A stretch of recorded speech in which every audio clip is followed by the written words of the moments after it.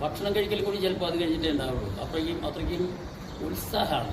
അതിനെ സംബന്ധിച്ച് അറിയാനുള്ള ആഗ്രഹമാണ്.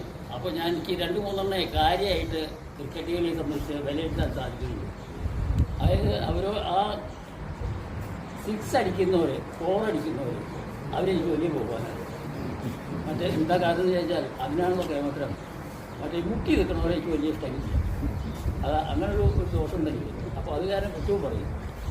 ഏതായാലും ക്രിക്കറ്റ് കളിക്കാരുടെ വിഷമതകൾ മുഴുവൻ അറിയാമെന്ന് ഞാൻ കാഴ്ച കാണുമ്പോൾ നടത്തും. ഞാൻ അല്ലാണ്ട് അടുത്ത് പരിചയപ്പെട്ട് ഇതല്ല. അപ്പോൾ ആ കാഴ്ച കാണുമ്പോൾ എൻ്റെ ഈ കഥകളിയെ സംബന്ധിച്ച് പ്രയാസം എത്രയുണ്ട്, അത് അതിൽ തന്നെയാണല്ലോ ഈ ക്രിക്കറ്റുകളുടെ അതിനേക്കാട്ടും പ്രയാസമാണല്ലോ എന്ന് മനസ്സിൽ തോന്നാറുണ്ട്. കാരണം ഈ ഓട്ടം, അതായത് ഒരു പന്ത് എറിഞ്ഞു കഴിഞ്ഞാൽ ഓടാറുണ്ടല്ലോ ബാറ്റ് ചെയ്യുന്ന ആൾക്കാർ, അതുമാതിരി തന്നെ ബോൾ ചെയ്യുന്ന ആൾക്കാരും ഓടാറുണ്ട്.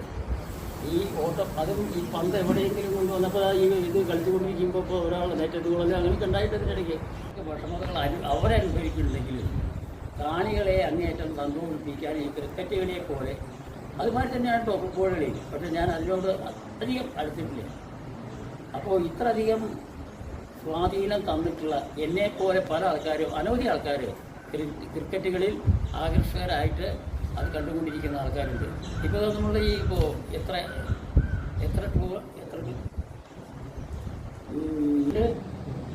സെറ്റ് അല്ലേ, 12 ടീമാണ് ഇതിൽ പങ്കെടുക്കുന്നത്.